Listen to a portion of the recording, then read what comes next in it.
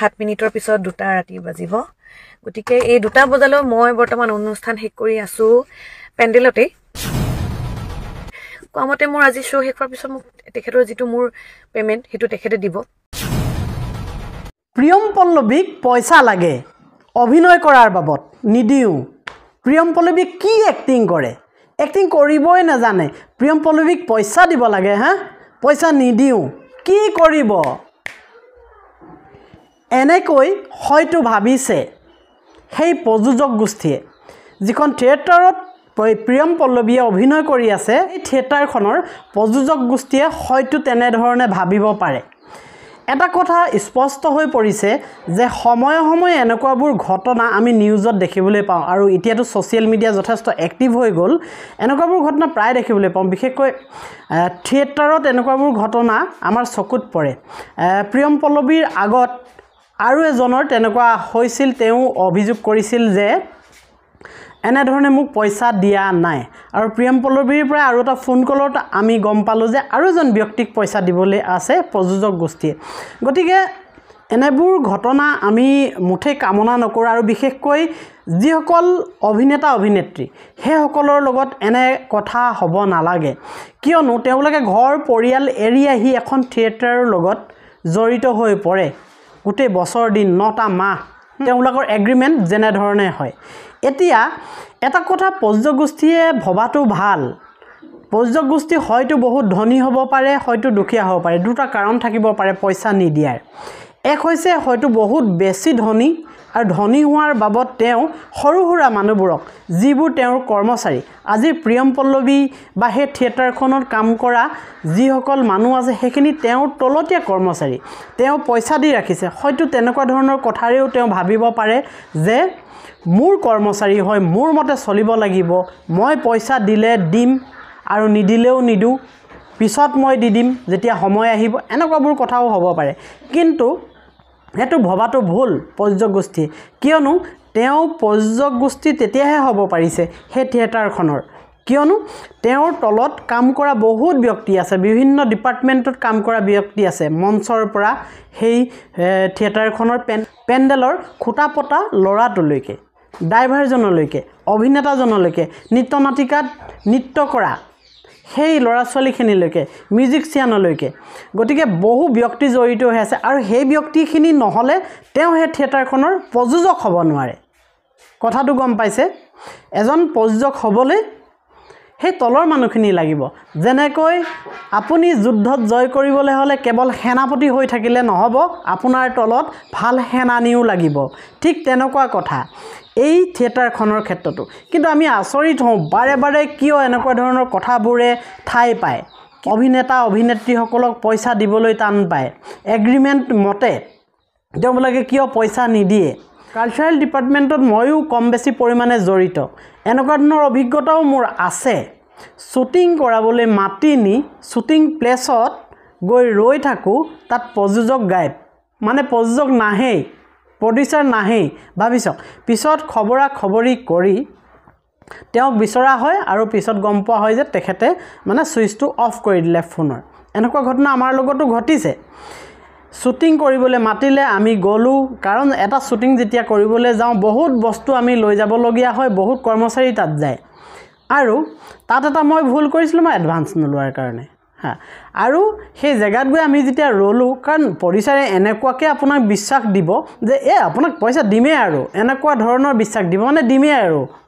মোক কি অবিশ্বাস বুলি ভাবিছে কি মই পইচা নিদিম এনেকুৱাকে কৈ দিব আপোনাৰ সন্মুখত আপুনি মানে বিশ্বাস নকৰি নোৱাৰে গতিকে সেই শুটিংটোত গৈ মই তাত ৰৈছিলুগে গোটেই টিম লৈ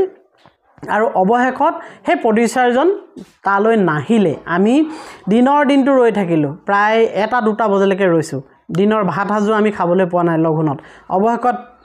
পুলিচৰ লগত যোগাযোগ কৰিলো থানালৈ আহিলো থানাত সম্পূৰ্ণ এড্ৰেছ দিলো আৰু পিছদিনাখন সেই প্ৰযোজকজনক ধৰি আনিলে পুলিচে আৰু তাতে আমাৰ এটা মীমাংসা হ'ল কাৰণ মই এটো কথা কৈছো যে যেতিয়া আমি এটা শুটিংত যাওঁ এটা টিম লৈ যাওঁ আমাৰ খৰচ বাঢ়ি যায় আমি সদায় যেতিয়া হেখিনি কাম কৰো হে কামখিনি কৰি থোৱাৰ কাৰণে মালিকে আমাক এডভান্স নিদিলেও কেতিয়াবা আমাক তেনেকৈ বস্তু পঠাই দিয়ে মুখৰ কথাত মুখৰ জাবানত আৰু তেওঁ যেতিয়া আমি গধলি গৈ পইচা দিব নোৱাৰো সেই যিখিনি বস্তু পঠালে কেমেৰা হওক ট্ৰলিয়ে হওক ৰিফ্লেক্টৰে হওক ক্ৰেনে হওক এই মানুহখিনিক যেতিয়া আমি পইচা দিব নোৱাৰোঁ তাত যিখিনি আমাৰ লাইটৰ ল'ৰা যায় বা স্পট বয় যায় বিভিন্ন ডিপাৰ্টমেণ্টৰ মানুহ আছে এইসকলক যদি আমি গধূলি পইচা দিব নোৱাৰিম মাতি নিম আমাৰ বেয়া লাগে গতিকেহে এনেকুৱা ধৰণৰ কাম কৰিব নালাগে প্ৰডিউচাৰসকলে যদি তেওঁবিলাকে প্ৰডিউচ কৰিবই নোৱাৰে সেয়া লাগিলে থিয়েটাৰে হওক সেয়া লাগিলে গানে হওক সেয়া লাগিলে চিনেমাই হওক যদি প্ৰডিউচ কৰিব নোৱাৰে তেনেহ'লে নকৰাই ভাল কিয় মিছাতে ইমান ডাঙৰ ঝেমেলাটো লয় আৰু এটা কথা আছে প্ৰডিউচাৰসকলৰ হয় কি প্ৰথমতে ভালকৈ কথা পাতি থাকে আমুক কৰিম তামুক কৰিম তাৰমানে যেতিয়া শ্বুটিঙৰ ডেটটো হওক মই শ্বুটিঙৰ লগত ৰিলেটেড কাৰণে শ্বুটিঙলৈ লৈ আহিছোঁ শ্বুটিঙৰ ডেটটো হ'ব তেতিয়া হয় কি তেওঁবিলাকৰ মাকৰ কিবা এটা গা বেয়া হৈ যায় দেউতাকৰ কিবা এটা হৈ যায় তেখেতৰে কিবা এটা মানে এক্সিডেণ্ট হৈ যায় মানে অজস্ৰ বাহানা এই ভিডিঅ'টোৰ দ্বাৰা আচলতে এটা কথা জনাই দিব বিচাৰিছোঁ আপোনালোকৰ মুখৰ এষাৰ এষাৰ কথাই বহুত গুৰুত্ব পায়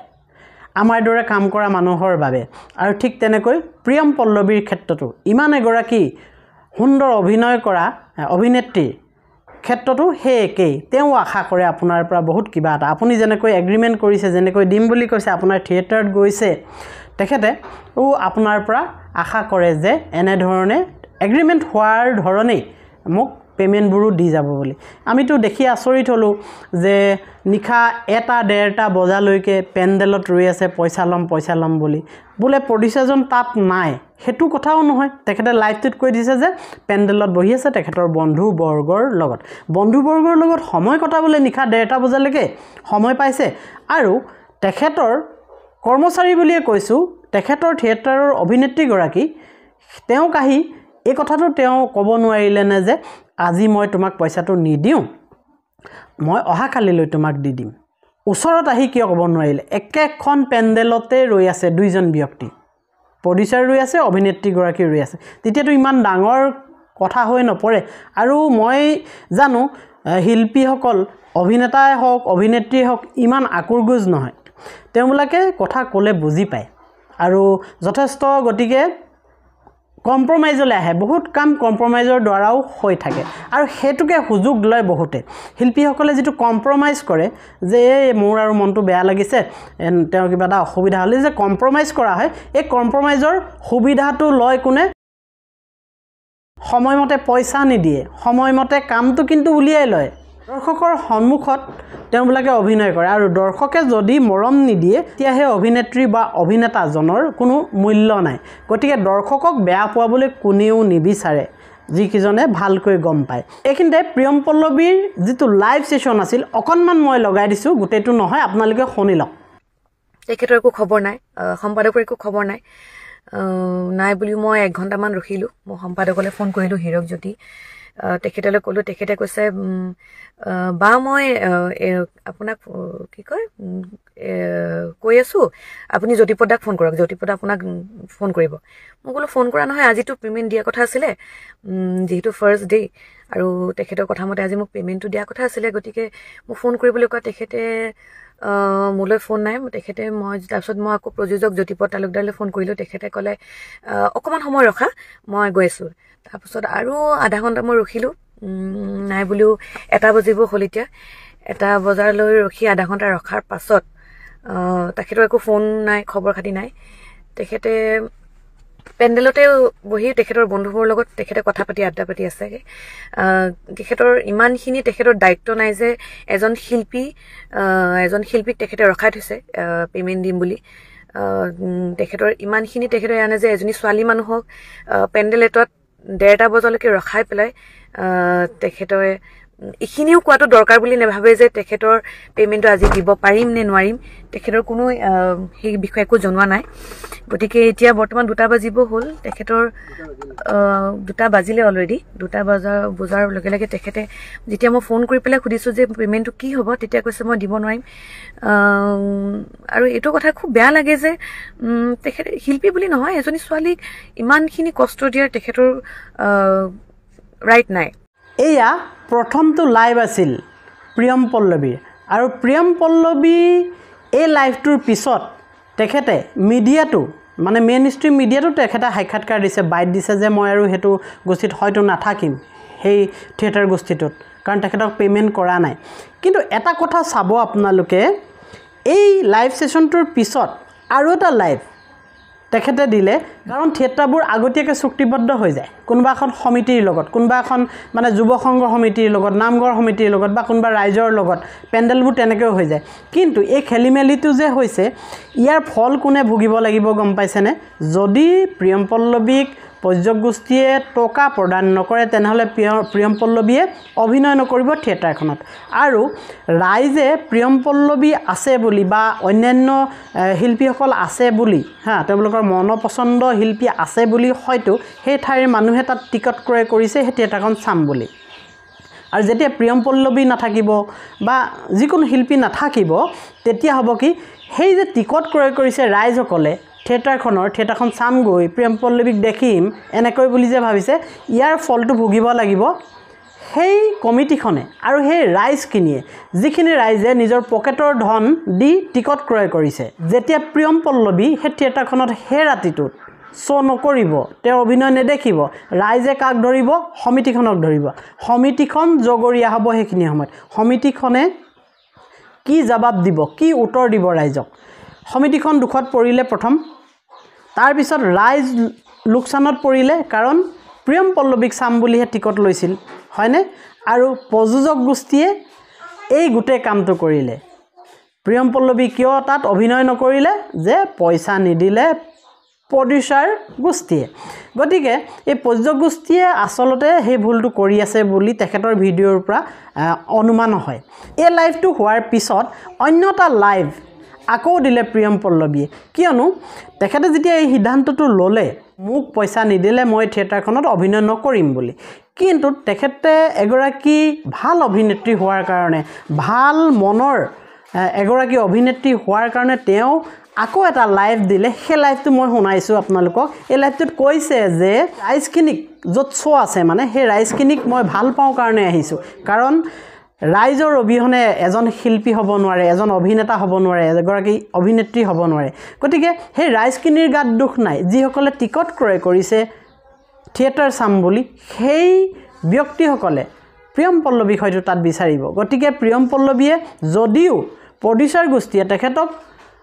টকা দিয়া নাই প্ৰিয়ম পল্লৱীয়ে শ্ব'টো কৰিবলৈ গৈছে ইয়াকে কয় শিল্পীৰ সততা এই সততা থকাৰ কাৰণেই প্ৰিয়ম পল্লৱীয়ে ইমান এটা সংঘাত হোৱাৰ পিছতো ৰাতিখন আকৌ অভিনয় কৰিবলৈ গৈছে থিয়েটাৰখনত তেখেতৰ নিজ মুখেদি শুনক মই ক্লিপটো লগাই দিছোঁ আজি মই এই লাইভটোৰ জৰিয়তে মই কওঁ যে এতিয়ালৈকে যিহেতু কোনো এটা সিদ্ধান্তত উপনীত হ'বলৈ পৰা নাই আমি লগতে থিয়েটাৰ কৰ্তৃপক্ষ আৰু মই গতিকে এতিয়ালৈ একো মীমাংসা হোৱা নাই সেয়েহে যিহেতু এই ঘটনাটিত আমাৰ আজি বৰপেটাৰ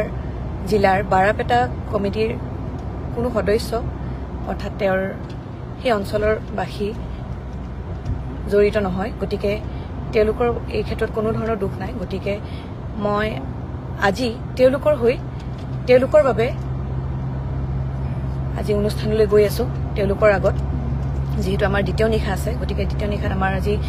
প্ৰণৱ বৰুৱাৰ নৰ্তকী নন্দিতা আছিলে গতিকে আমি সেই নাটখন মই এতিয়া মঞ্চস্থ কৰিবলৈ গৈ আছোঁ কেৱল ৰাইজৰ বাবে কাৰণ ৰাইজৰ সন্মুখত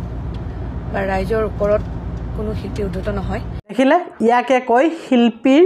সততা শিল্পীৰ কাৰণেই তেওঁ এগৰাকী ভাল অভিনেত্ৰী হোৱাৰ কাৰণেই আচলতে এনেকৈ